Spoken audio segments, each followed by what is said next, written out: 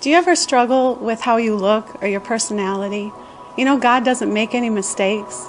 So many times we compare ourselves to other people, and we compare our weaknesses with other strengths because we know ourselves so well.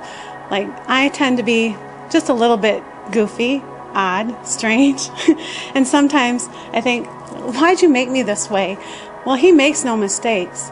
So if you're thinking, why did He make you that way? It's on purpose. He made you with a purpose. He made you fearfully and wonderfully made.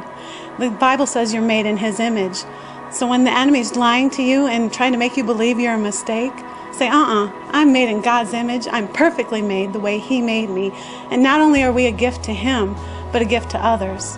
And some scriptures that I really like is the joy of the Lord is my strength. Joy is a good thing.